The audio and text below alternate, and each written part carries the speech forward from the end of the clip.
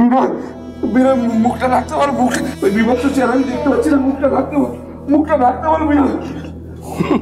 কাকাবাবু, অ্যাক্সিডেন্টটা তো ফাটাফাটি হয়েছে, শুনলাম একদম পিষে দিয়েছে, সেই জন্যই তো চেনা যাচ্ছে না। দাদা, এই অবস্থায় আমরা চারুকে বাড়ি কি করে নিয়ে যাবো বলতে? এই বিভৎস জানি না, আমি কিচ্ছু জানি না রে, আমি কিচ্ছু জানি না। বিনা, আমার চোখের সামনে খালি চারুরা আগের চেহারাটা ভেসে উঠছে, আমার কষ্ট হচ্ছে। ঠিক আছে দাদা, দাদা তুই বাইরে চল, আমি বরঞ্চ বৌদি আর মাকে একটা ফোন করে আসি। চল। আরে বিনয়, বলছি এই অবস্থায় চারুকে বাড়ি নিয়ে না গিয়ে সোজা শ্মশানে গিয়ে দাও করে এলে হয় না? ও কবিরাজ মশাইরা তো খবরটুকু সব নিয়ে কেন ভাবছিস তুই? আমি সবাইকে ফোন করে দেবো, তুই এখন বাইরে চল দাদা। আরে আমাদের চারুর কপালে এই লেখা আছে, মেয়েটা এইভাবে চলে যাবে। আমরা কেউ বুঝতে পারিনি দাদা, আমরা কেউ বুঝতে পারিনি, বুঝতে পারলে তো এই বিভৎস চেহারাটা দেখতে হতো না চারুর আমাদের। আমি যদি এতটুকু বুঝতে পারতাম না, আমি যদি এতটুকু বুঝতে পারতাম, মেয়েটাকে এইভাবে চলে যেতে দিতাম না, আমি প্রাণ দিয়ে মেয়েটাকে রক্ষা করতাম। জানি দাদা, জানি, আমরা সবাই জানি তুমি কতটা স্নেহ করতে চারুকে। কেউ চারুর বিরুদ্ধে কোনো কথা বলে তুমি একমাত্র যে চারুর পক্ষে দাঁড়াতে। দাদা, বডিটা কোথায় যাবে? আপনি গাড়িতে তুলুন, আমি একটু কথা বলে আসছি। দাদা, দাদা চল বাইরে, বাইরে যাবো দাদা। হ্যাঁ,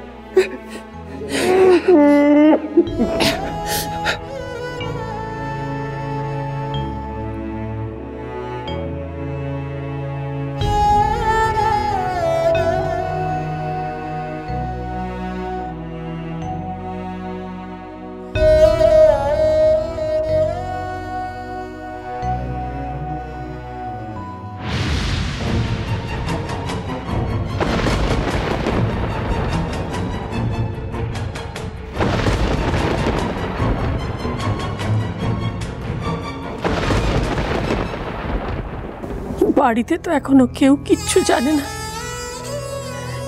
মেয়েটাকে একবার বাড়ি নিয়ে যেতে হবে তো। ভগবানের কি অদ্ভুত বিচার, তাই না মা? চারুকে যদি আমরা এখন বাড়িতে নিয়েও যাই, তবুও কি মেয়েটাকে আমরা বেশিক্ষণের জন্য ধরে রাখতে পারবো বলুন? চারুমাকে আমি কোথাও যেতে দেব না, সারা জীবন আমার কাছে ধরে রেখে দেব, অভিমান করে বাড়ি ছেড়ে বেরিয়ে যেতে দেব না।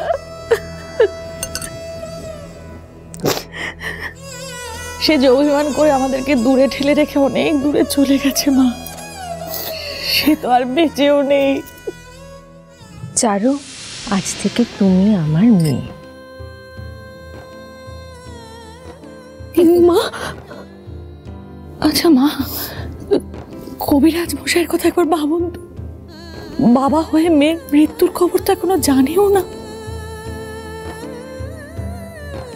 সেই তো, কোন বাবা সন্তানের মৃত্যুর খবর সহ্য করতে পারে?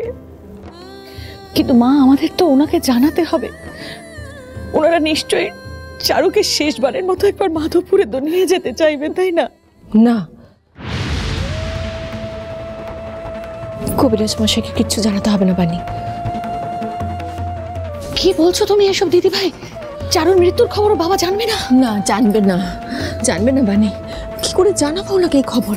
কবিরাজ মশাই যদি জানতে পারে যে চারুর মৃত্যুর জন্য পরোক্ষভাবে আমি দায়ী, তখন ওনাকে আমি কি মুখ দেখাবো? না না, ওনাকে কিচ্ছু জানাতে হবে না। থাক, এখন কাউকে কিচ্ছু জানানোর দরকার নেই, আগে আমরা মেয়েটাকে নিয়ে বাড়ি যাই।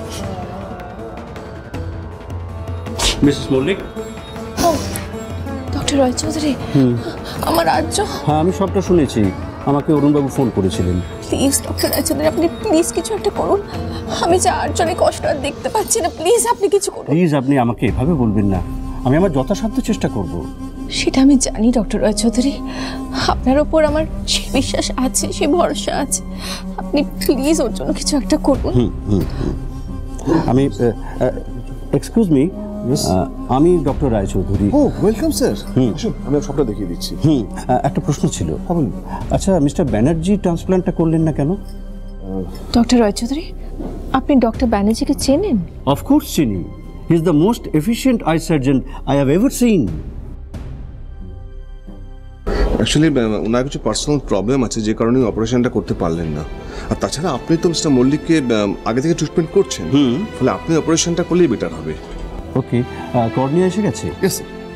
ঠিক আছে, আপনারা চিন্তা করবেন না, আমি ওদিকটা দেখছি। আচ্ছা,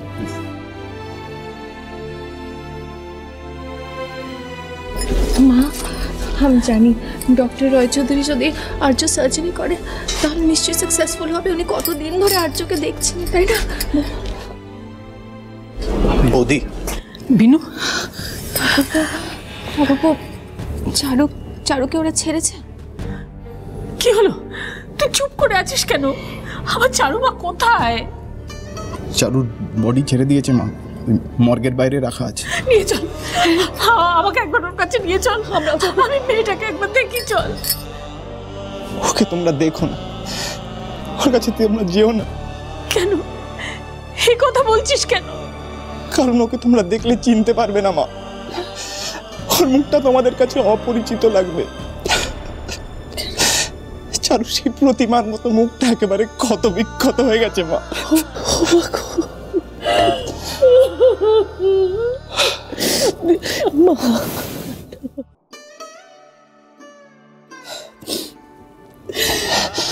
বৌদি, তোমার কাছে আমি একটা পারমিশন নিতে এসেছিলাম।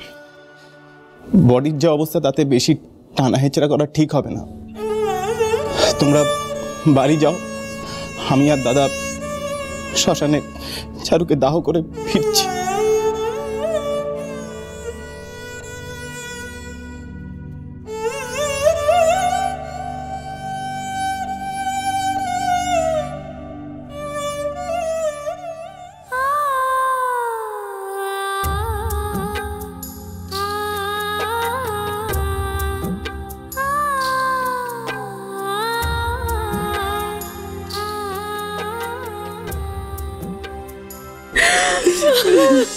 চারুমা,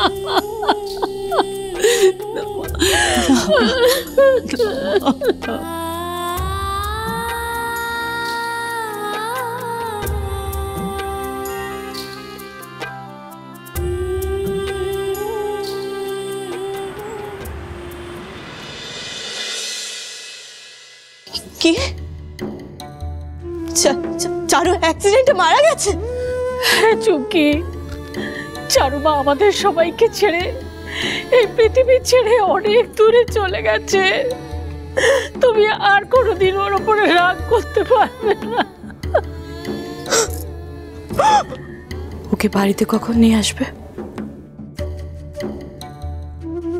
বাড়িতে তো আর আনবে না দিদি।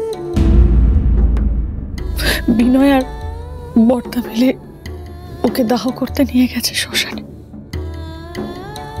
বাড়িতে একবারের জন্য আনবে না? আনতে পারবে না।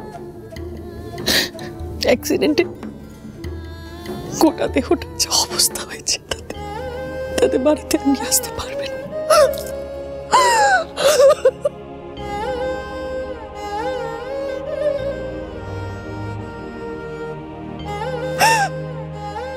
এটাতে কি করলি চারু? আমাদের ওপরে তোর এত অভিমান যে আমাদেরকে ছেড়ে চলে গেলি তুই। আমি মানছি আমি তোকে অনেক কষ্ট দিয়েছি, অনেক বাজে কথা বলেছি, কিন্তু তবুও তো তুই আমার দিদি। কোন বাড়িতে বলতো, কোন বাড়িতে মনে মনে তর্ক বিতর্ক হয় না? তাই বলে তুই আমাদের সবাইকে জব্দ করে চলে গেলি। তোমার দিদি হয়তো আমার উপর খুব অভিমান করেছিল চুমকি, তাই জন্য হয়তো আমাকে এত বড় শাস্তি দিয়ে গেল। সারা জীবনের মতো আমাকে অপরাধী করে দিল চারু, সারা জীবনের মতো।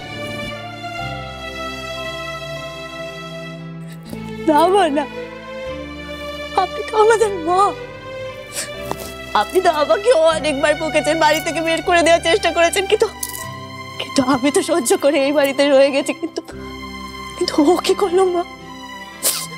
আমাদের সবার অজান্তে আমাদেরকে ছেড়ে চলে গেল। এটা কি ও ঠিক করলো বলুন না আপনি?